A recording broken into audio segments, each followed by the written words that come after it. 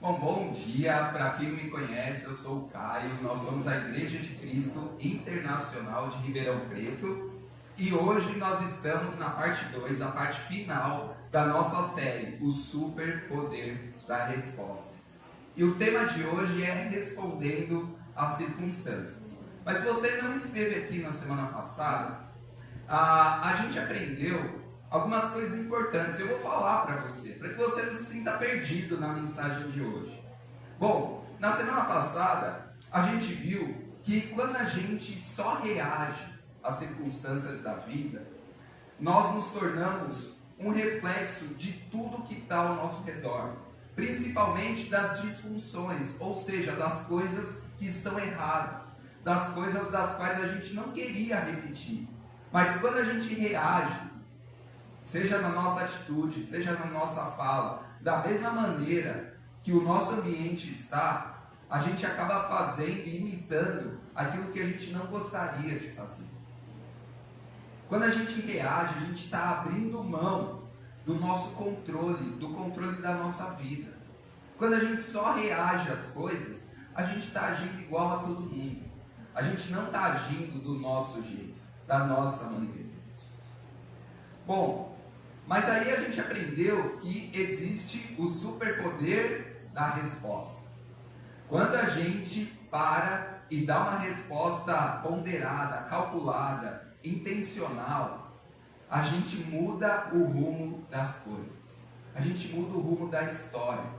E a gente viu que isso aconteceu com ninguém mais, ninguém menos do que Jesus.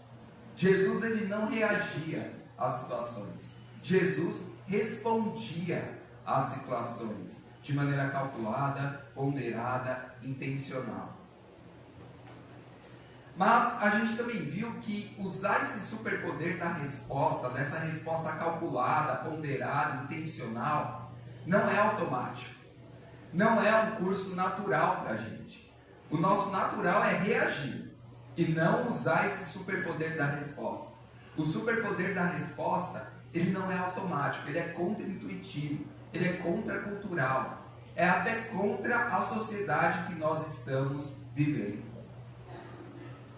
Mas a gente sabe que quando a gente responde e não reage, a gente vê que isso tem a capacidade de mudar e tocar a vida das pessoas, assim como Jesus fez. A gente começa a causar efeitos diferentes de uma reação.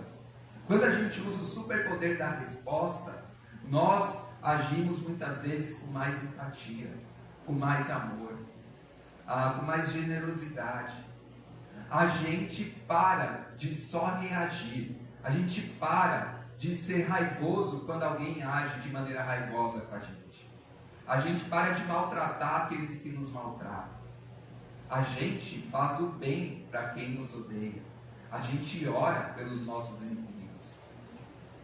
E olha como isso, usar o superpoder da resposta é muito mais parecido com o jeito de Jesus agir do que a gente imaginaria.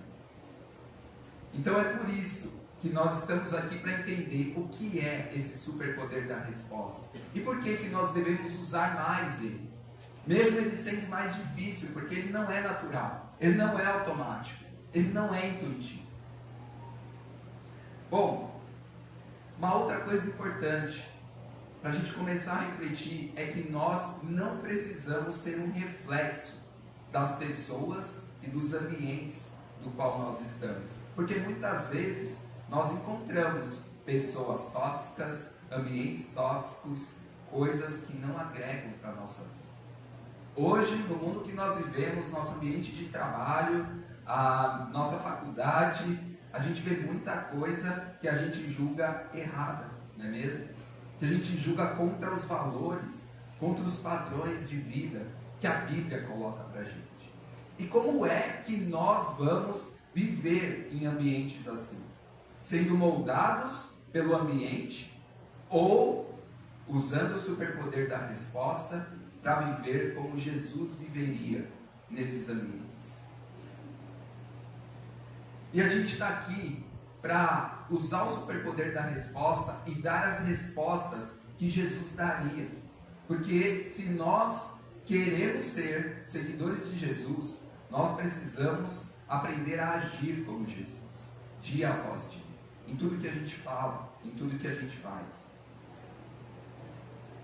Bom, e até agora a gente viu, na semana passada a gente viu alguns exemplos de como Jesus usou esse superpoder da resposta com seus discípulos, com as pessoas que confrontavam ele.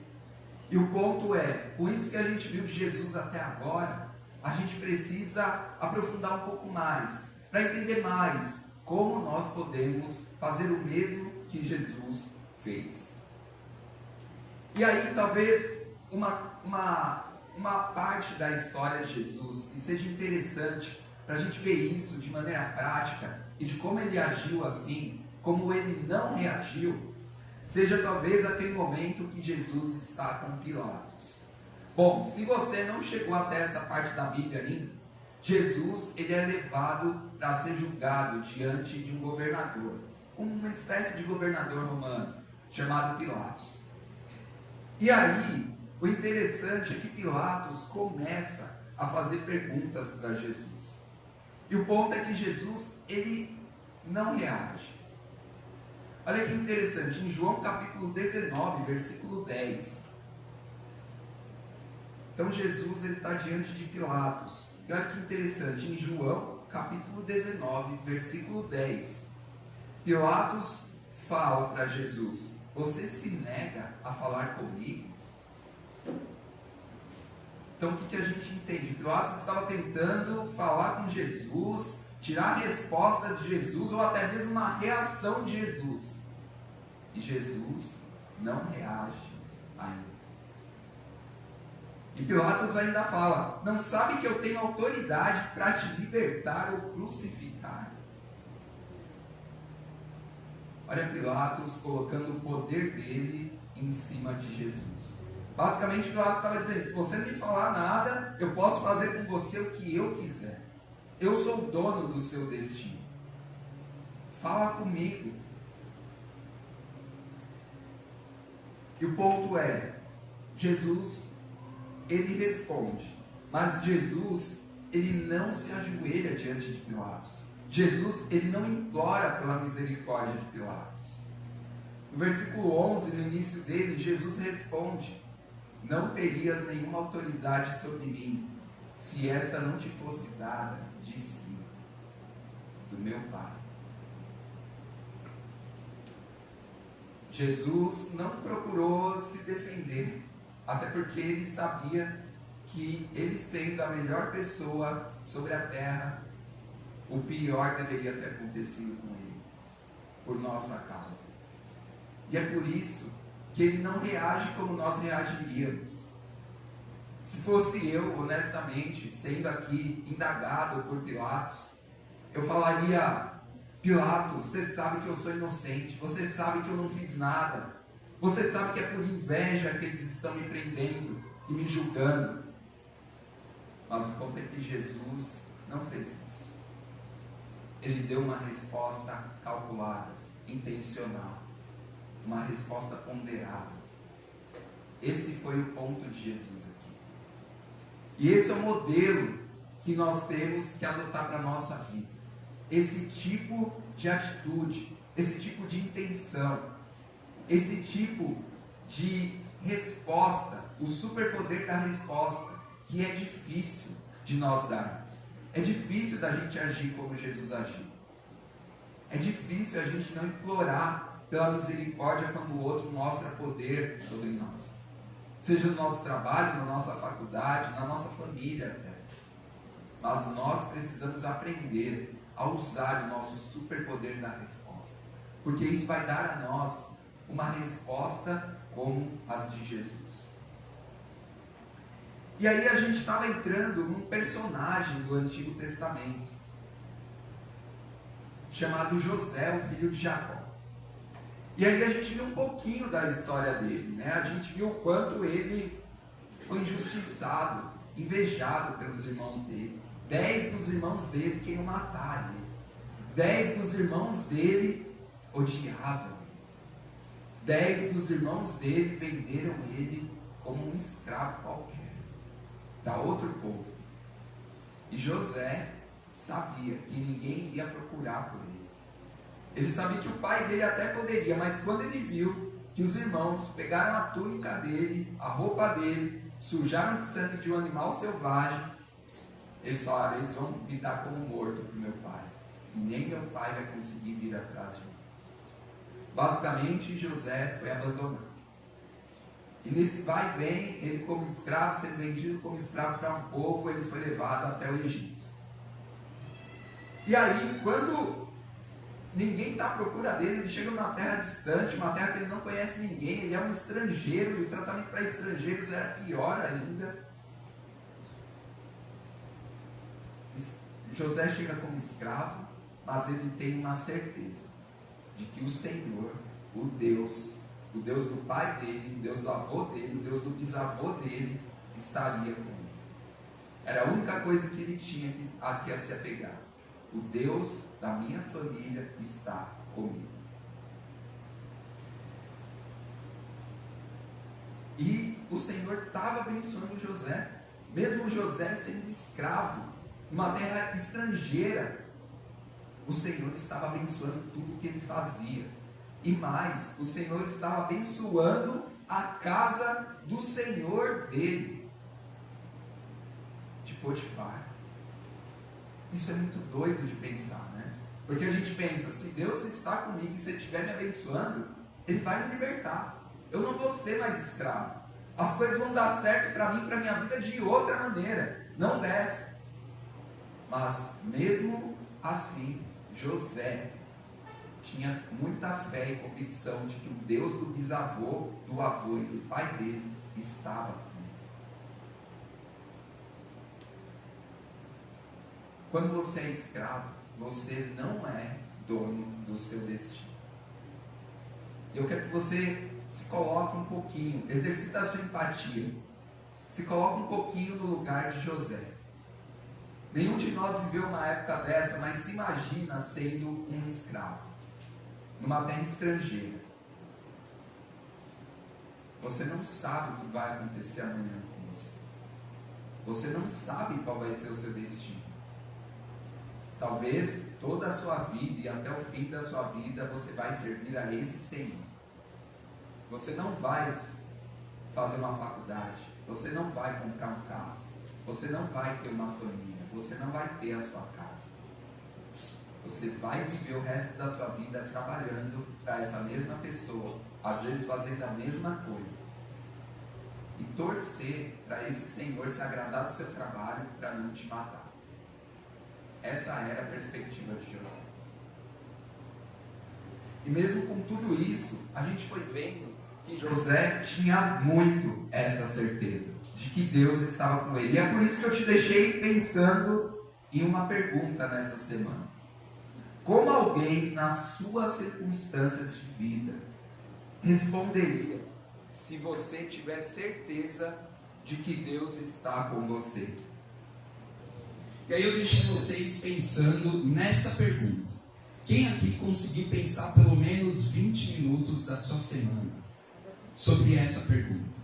Como você, nas suas circunstâncias, responderia se tiver a certeza de que Deus está com você? Suas respostas seriam diferentes, seriam melhores? Como seria a sua vida refletindo nisso? E tendo essa convicção de que Deus está com você? Será que você faria o que José fez? Mas é interessante, porque a gente viu pouca coisa sobre José. E aí a gente vai avançar na história de José. Porque esse é um personagem que mostra claramente o que o superpoder da resposta e não da reação faz conosco, mesmo em circunstâncias difíceis. A gente vai avançar para Gênesis capítulo 39. Basicamente a gente parou no versículo 5 na semana passada, e a gente vai aqui ler do versículo 6 e 7 para frente.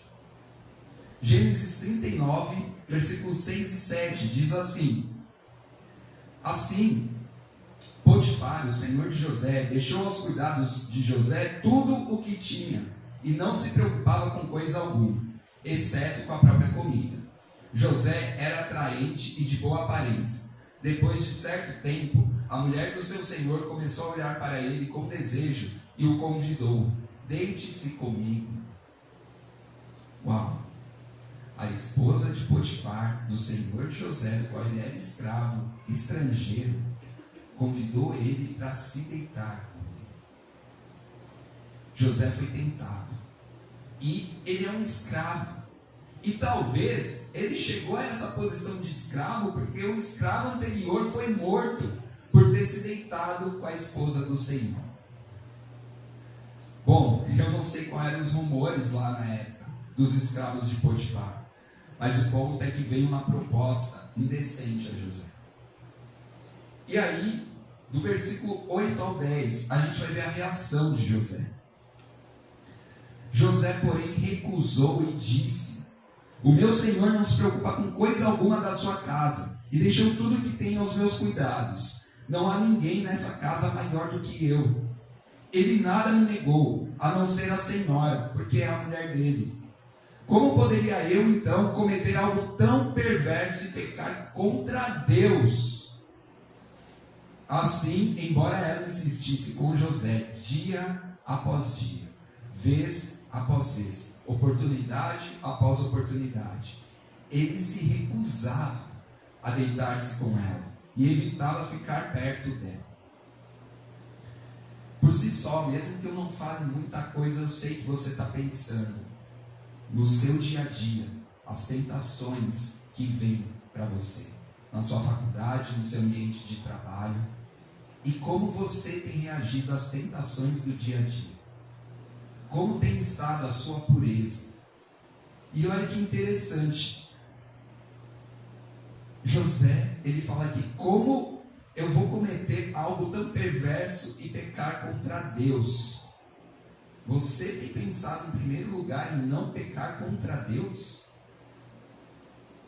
José recusava pecar contra Deus. Nós estamos recusando pecar contra Deus? Acima do seu cônjuge, acima da sua namorada, acima do seu noivo. Mas antes de tudo, você tem pensado em não pecar contra Deus? Eu sei que a gente tem muitas pessoas na rede aqui de apoio, em que a gente tem parcerias, temos ajuda. E muitas vezes a gente se engana: eu não vou pecar porque senão o irmão vai ficar chateado comigo. Mas seu primeiro pensamento deve ser não pecar, para não pecar contra Deus. Deus precisa estar sempre no nosso pensamento. E aqui mostra o quão convicto José estava de que Deus estava com ele. Mesmo ele sabendo apenas das histórias do bisavô, do avô, do pai dele, ele tinha convicção de que Deus também estava com ele. E esse é o ponto. Você tem a convicção de que Deus está com você em todos os momentos do seu dia? Como tem sido essa fé no seu coração? E para você se alimentar dessa fé, a gente tem algo muito precioso que José não tinha. A gente tem a Bíblia para nos lembrar dia após dia de tudo que Deus já fez, tudo que Deus está fazendo e tudo que Deus fará por cada um de nós, em cada momento da nossa vida. Você tem alimentado a sua fé de que Deus está com você diariamente por meio da sua Bíblia? Hoje a Bíblia é tão acessível e você pode vir me falar: nossa, Caio, mas José teve os patriarcas incríveis dando um exemplo para ele. Mas José nem viu o povo escravo saindo do Egito. José viu uma parte muito pequena da história de Deus com a humanidade. E olha a fé que ele tinha. E qual a fé que nós temos tido? Sabendo de tudo que Deus já fez, sabendo que Deus enviou o seu Filho para morrer numa cruz por nós e pelos nossos pecados. Qual tem sido a nossa convicção de que Deus está conosco? E por que nós temos pecado e agido e falado e maltratado as pessoas como se Deus não estivesse com a gente. Por que a gente não tem dado as respostas como José? As respostas como se Deus estivesse comigo nesse momento. Esse é o ponto. Por que nós temos reagido às circunstâncias? Como qualquer outra pessoa comum. E honestamente, nós não somos melhor do que ninguém. Nós somos também pessoas comuns. Mas, se você é um discípulo, se você é um seguidor de Jesus, Deus está com você. E isso é um diferencial muito, muito, muito grande. Você tem usado desse diferencial no seu dia a dia? De que Deus está com você? Ou você tem sido uma pessoa de pensamento comum? Uma pessoa de pensamento até medíocre em relação à sua vida? Em relação ao próximo? Em relação até a Deus?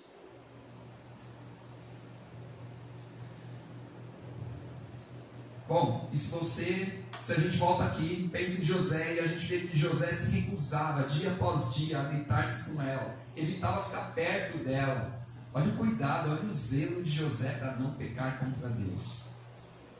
E aí a gente pensa, né, não, bom, já sei a receita, já sei a fórmula, é só eu recusar, é só eu evitar ficar perto.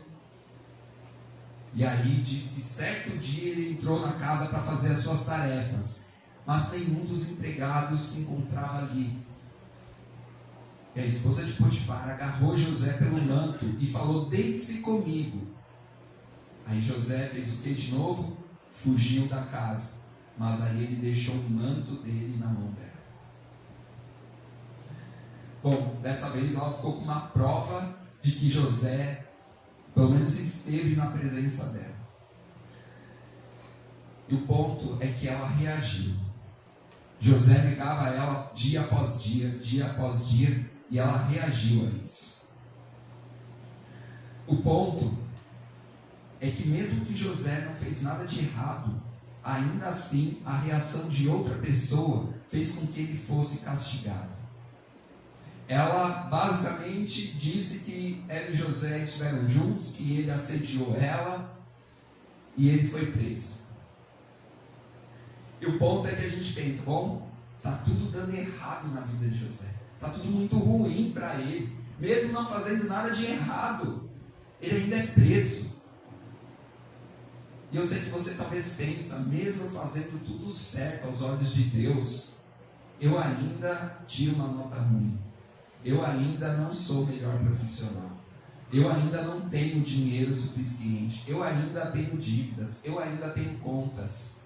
As coisas ainda estão dando errado, o meu carro quebra. Não é porque as coisas estão dando errado que Deus não está com você. O ponto é que mesmo as coisas dando errado, você precisa agir como se Deus está com você. E José foi preso. E olha que interessante. Em Gênesis 39, versículo 23... o carcereiro da prisão não se preocupava com nada do que estava a cargo de José, porque o Senhor estava com José e o fazia prosperar em tudo o que ele realizava. Mesmo na prisão, mesmo na cadeia. E eu não tenho dúvida de que José continuava agindo como se Deus estivesse com ele, com essa fé, com essa convicção. E isso mudava o rumo das coisas. José não reagiu, ele não se rebelou aqui com tudo que estava acontecendo. Porque ele era inocente, lembra? José foi preso sendo inocente. Ele recusou, eu não sei quantas vezes, talvez ele recusou 300 vezes se deitar com a esposa do seu senhor. E ainda assim foi preso por isso. E não é por isso que ele deixava de agir como se Deus estivesse com ele. Ele não deixou de ter fé em Deus, de que Deus estava com ele. Bom, passando o tempo e José ainda preso, Deus dá a capacidade de José, uma capacidade pontual e necessária dele interpretar sonhos. Porque começou a acontecer situações de pessoas ao redor dele terem sonhos e precisarem de interpretações. E aí, José interpreta o sonho dos seus colegas de cela. Um era bom, outro era ruim, do padeiro e do copeiro. E José pede para que eles se lembrem dele quando eles forem libertos, quando eles estiverem na presença do rei. O ponto é que eles não se lembraram de José. Mais uma vez, José é injustiçado, porque ele fez o bem e não recebeu nada em troca. Ele fez só um pedido: se lembrem de mim quando vocês estiverem na presença do rei. E isso não aconteceu. E o ponto é que, mais uma vez, José foi esquecido. Ele já tinha sido esquecido e abandonado pelo seu pai, por 10 irmãos, pela sua mãe. E agora ele foi esquecido pelos colegas de cela dele, do qual ele interpretou sonhos. E ele está lá, apodrecendo na cadeia. Mas aí o faraó teve um sonho. E aí ninguém é capaz de interpretar. E aí o copeiro, do qual José tinha interpretado um sonho, fala para o faraó: eu conheço um cara que está preso, ele é bom, hein? Ele interpreta uns sonhos e aconteceu mesmo. E aí José é levado para a presença do faraó. Gênesis 41, versículo 15 e 16, diz assim: o faraó diz a José: tive um sonho que ninguém consegue interpretar. Ouvi falar que você, ao ouvir um sonho, é capaz de interpretá-lo. José respondeu: longe de mim, é Deus quem dará ao faraó uma resposta favorável.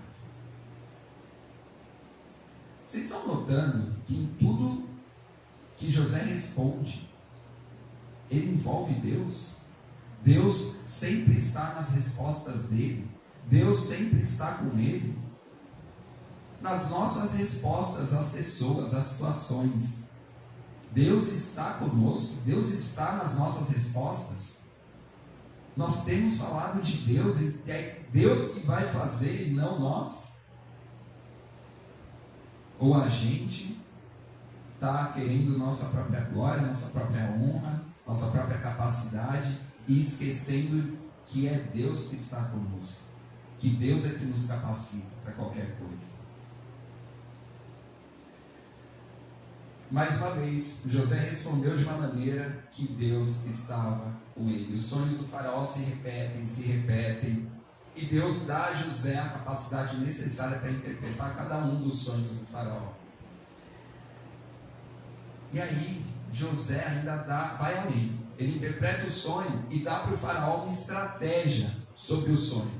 Basicamente, nos sonhos do faraó, vai ter abundância na terra do Egito, mas também teria um período de seca. Pessoas passariam fome. O que fazer num cenário desse? Vai ter um período de abundância e vai ter um período de fome. E o ponto é que José, ele dá ao faraó uma estratégia do que fazer nessa situação. E é interessante que quando José faz isso, o faraó fala: esse cara tem alguma coisa com ele que faz dele alguém especial. Eu vou colocar ele como governador de todo o Egito. Acima dele só terá eu, que sou o faraó, mas o restante, ele é quem vai governar. Ele é quem vai administrar. Porque tem algo diferente nele. E olha que interessante. Eu não quero que você encare isso daqui como uma promessa de que se você responder, agir e falar como se Deus está com você, que você vai ganhar a promoção da sua vida, que você vai ser condecorado o melhor aluno da faculdade, que as coisas boas vão acontecer. Eu não posso prometer coisas assim, porque mesmo José agindo assim, muita coisa difícil aconteceu na vida dele. Mas eu posso te dizer que se você viver aqui na terra com fé, falando sobre Deus e com fé em Deus, espiritualmente, você será reconhecido por Deus. E esse deve ser o nosso objetivo. Mesmo que a gente não ganhe nada aqui na terra, mesmo que a gente não tenha a casa dos sonhos, o trabalho dos sonhos, o carro dos sonhos, mesmo que seja tudo muito difícil aqui, mas se você viver a sua vida de uma maneira que Deus está com você e você mostra isso para as pessoas, você mostra a sua fé para elas, Deus vai te reconhecer espiritualmente. E o ponto é que assim como José tinha interpretado no sonho, a fome chegou a muitas partes daquele mundo conhecido. Em Gênesis 41, versículo 57 diz: de toda a terra vinha gente ao Egito para comprar grãos de José, porque a fome se agravava em toda parte.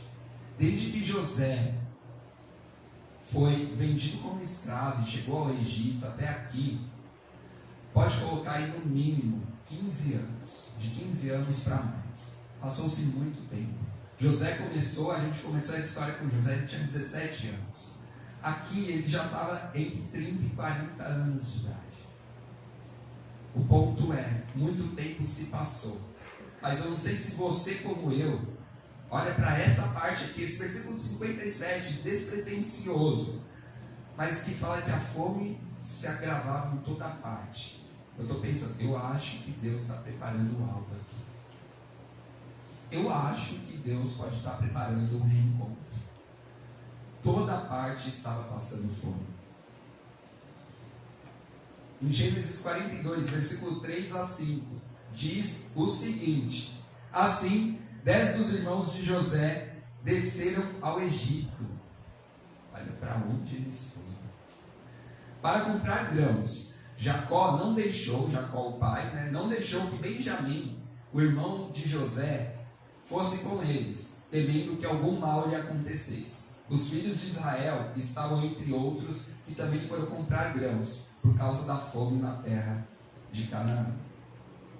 Eu acho que você já entendeu onde essa história vai chegar. Um reencontro vai ter. Mas eu acho que o que mais fica no nosso coração é, depois de tudo de ruim que esses irmãos de José fizeram para ele, qual vai ser a reação de José? O que José vai fazer? Será que ainda assim ele vai conseguir agir como se Deus estivesse com ele? Versículo 6 a 8, em Gênesis 42 diz: José era o governador daquela terra, e era ele que vendia grãos a todos os povos. Por isso, quando os irmãos de José chegaram, curvaram-se diante dele com o rosto em terra. Para vocês entenderem, José interpretou esse sonho. Ele teve esse sonho, ainda quando morava com seu pai e com seus irmãos. E é por conta de um sonho como esse, que os irmãos de José alimentaram ainda mais um ódio e uma inveja sobre ele. Que ele, sendo um dos caçulas, como que todos os outros se curvariam diante do irmão mais novo. E olha só, depois de muito tempo, isso aconteceu da maneira que José tinha sonhado. José sofreu muito. E o interessante, quando a gente segue no versículo 6 ao 8, fala o seguinte: José reconheceu os seus irmãos logo que os viu, mas agiu como se não os conhecesse, e lhes falou asperamente: de onde vocês vêm? Eles responderam: da terra de Canaã, para comprar comida. José reconheceu os seus irmãos, mas eles não reconheceram. Tem uma frase que eu falo, quem apanha nunca esquece. José reconheceu cada um dos seus 10 irmãos. É interessante, José reconheceu cada um deles que tinha prendido ele, que tinham tirado a roupa dele, que jogaram ele num poço, que deixaram ele sem comida. Cada um dos que estavam, ele ouvia eles conversando, esses irmãos aqui conversando de como matar ele. E agora José está diante deles de novo, sendo um dos homens mais poderosos da terra. Eu diria que ele era o segundo homem mais poderoso da terra naquele momento. Acima dele só o faraó. E o ponto é que acontece algumas coisas na história que José ainda queria trazer Benjamim, seu irmão de pai e mãe. E aí ele fala algo com eles: eu quero que vocês vão trazer o irmão caçula de vocês, tragam ele para cá, porque eu quero vê-lo também para provar que vocês estão vindo aqui só comprar comida. Eu quero ver se vocês não são espiões aqui na terra.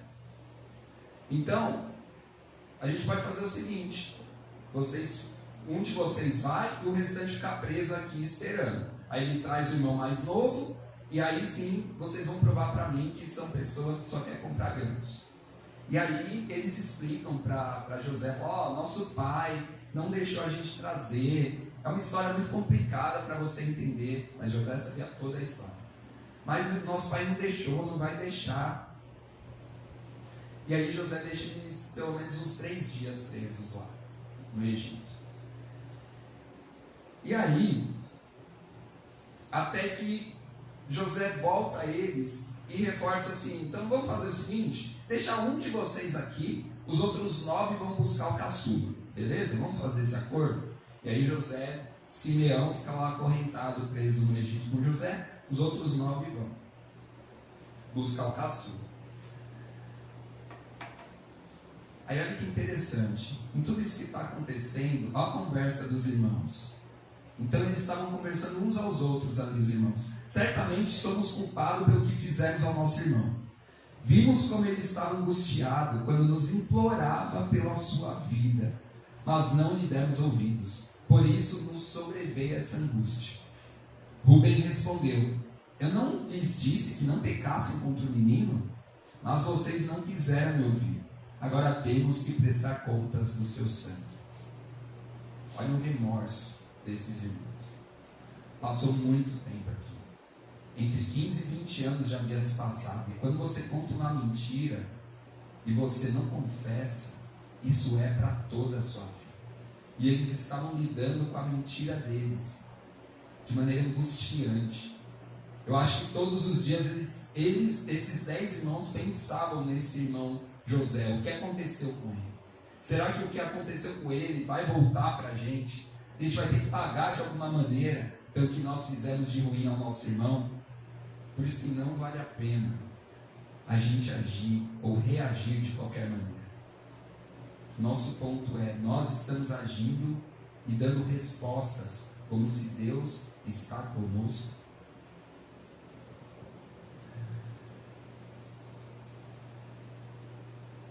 Mas o ponto é que não era só os 10 irmãos que estavam angustiados.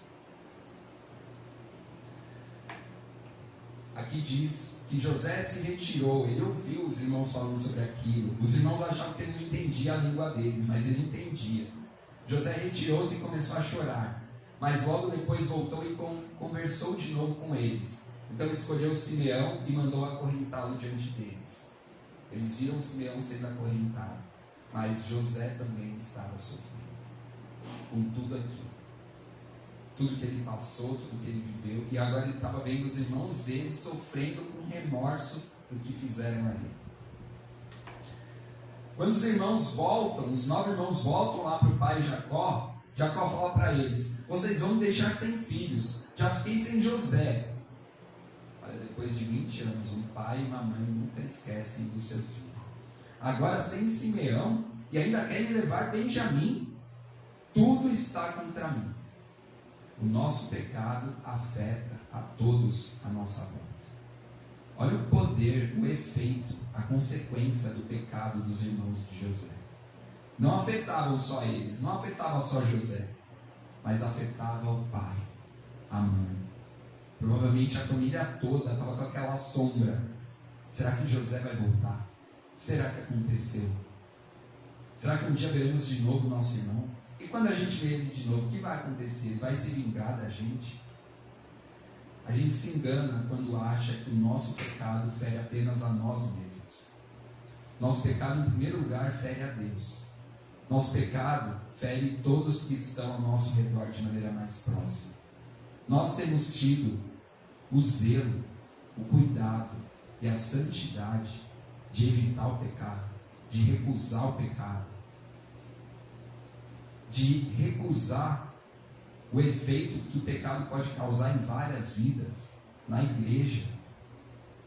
Qual tem sido o nosso zelo, a nossa santidade, a nossa pureza para evitar o pecado e os danos que ele causa? Bom, por fim vocês já devem imaginar, eles conseguem enfim levar Benjamim. e eles voltam para a presença de José.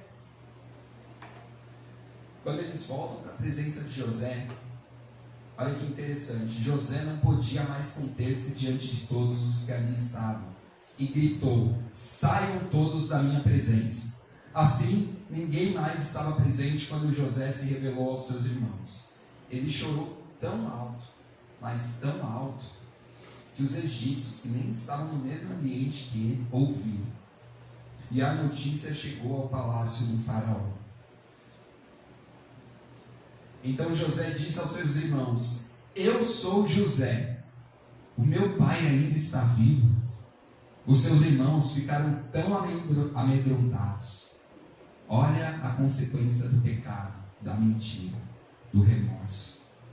Os irmãos ficaram amedrontados quando José se revelou. Com certeza, eu e você, assim como os irmãos de José pensam, ele vai fazer algo, ele vai castigar a gente, ele vai se vingar da gente. Algo muito ruim vai acontecer. Eles ficaram tão amedrontados diante de José que não conseguiram nem responder nada. Olha o que o medo, olha o que o pecado fez com os irmãos de José. E é isso que o pecado faz com a gente. Gera vergonha, constrangimento, medo de confessar. Como nós temos lidado com o pecado? Nós somos falhos, somos pecadores e a gente peca. A gente tenta não pecar, mas a gente acaba pecando.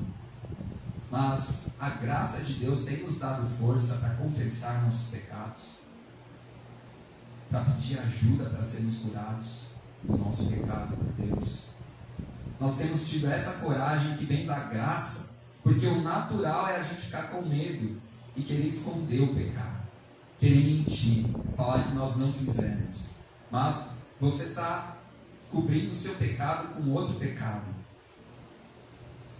Lembre-se, você sempre peca primeiro contra Deus, independente do pecado que você cometeu. Seu primeiro pecado é sempre contra Deus, é sempre ferindo Deus primeiro. E depois você fere o próximo. E é esse o efeito que estava causando nos irmãos de José. E José usa o superpoder da resposta. Aqui está o momento que a gente mais esperava. O que José faz? E José fala: por favor, cheguem mais perto de mim. Os irmãos estavam com tanto medo que nem estavam perto de José. Quando eles se aproximaram, José disse: eu sou José, o seu irmão, aquele que vocês venderam ao Egito. Eu acho que eles talvez ficaram com mais medo. Porque o ponto era, ele lembra o que a gente fez contra ele. Ele sabe quem nós somos. Ele não esqueceu. E José usa o superpoder da resposta. Ele não reage, ele não se vinga, mas ele fala: agora não se aflijam nem se recriminem por terem me vendido para cá, pois foi para salvar vidas que Deus me enviou adiante de vocês. Notem, José coloca em suas respostas sempre Deus. Deus está nas suas respostas às pessoas. No lugar da sua vingança, da sua ira, do mal que a gente quer fazer, Deus tem tomado lugar na sua resposta. Nós temos orado para que Deus esteja presente no que nós vamos falar para as pessoas, na maneira que a gente vai agir com as pessoas. A gente está buscando a vontade de Deus acima da nossa, do nosso ego, do nosso machucado, da nossa ferida. Deus é quem cura, Deus é quem restaura. Já houve 2 anos de fome na terra, e nos próximos 5 anos não haverá cultivo nem colheita. Deus, porém, me enviou à frente de vocês para lhes preservar um remanescente nessa terra e para salvar-lhes a vida com grande livramento. Assim, não foram vocês que me enviaram para cá, mas sim o próprio Deus. Ele me tornou como um pai para o faraó e me fez senhor de todo o palácio e governador de todo o Egito. Voltem depressa ao meu pai e diga-me, assim diz o seu filho José, Deus me fez senhor de todo o Egito, vem para cá, não te demores. Essa é a grande resposta de José. Ele não reagiu, ele não se vingou, ele respondeu como se Deus está com ele. José dá a resposta que não é a intuitiva, não é a automática, não é a natural de nenhum de nós. Quem de nós aqui acha que teria a capacidade de dar uma resposta dessa, depois de tudo que aconteceu, depois de todo o sofrimento? Nenhum de nós, de maneira automática, consegue dar essa resposta. Mas porque José tinha fé de que Deus estava com ele, ele respondeu como Deus responderia à sua família, às pessoas. E esse é o ponto. Se nós temos fé e convicção de que Deus está conosco, nós vamos responder da maneira que Jesus Cristo responderia, da maneira que Deus responderia. É assim que nós precisamos buscar, dia após dia. Agir não é reagir, não é ter reação de vingança, de braveza, de ódio. É responder, usar o superpoder, a capacidade de resposta que você tem para responder como Jesus responderia a qualquer pessoa, a qualquer circunstância, a qualquer dificuldade. Incansavelmente, Deus está nas nossas respostas. José manteve o seu superpoder da resposta. E isso era a única coisa que dava para ele o controle de poder agir como Deus agiria, como Jesus agiu no mundo. E é por isso que nós precisamos usar esse superpoder da resposta, para agir como Jesus agiria. E eu vou deixar para você refletir e conversar com o seu cônjuge, com o seu discipulado, com as pessoas próximas de você espiritualmente, no seu estudo bíblico. Eu deixo a mesma pergunta da semana passada. Como alguém, nas suas circunstâncias, responderia se tiver certeza de que Deus está com você? De que maneira nós vamos começar a responder às circunstâncias a partir de hoje? Vou fazer uma oração. Deus, Pai eterno, poderoso, obrigado por Jesus que morreu na cruz por nós. Obrigado, Jesus, por nos dar um modelo, uma estrutura de como nós não devemos deixar a reação, as emoções, os sentimentos, o que a gente está passando, a circunstância, falar por nós. Mas sim que seja o Senhor Jesus, Deus, através de nós, falando às pessoas com misericórdia, generosidade, amor, gentileza. Deus, por favor, nos ajude a usarmos o superpoder da resposta, ponderada, intencional.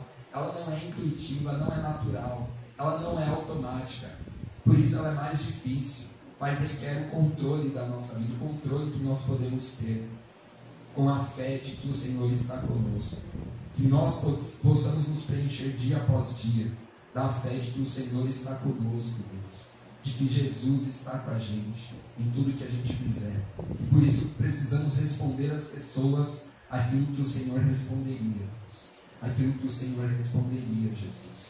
Só assim a gente vai quebrar os ambientes tóxicos, as coisas ruins, o pecado que está ao nosso redor. Nos ajude a sermos mais parecidos com o Senhor, Jesus. Em teu nome que oramos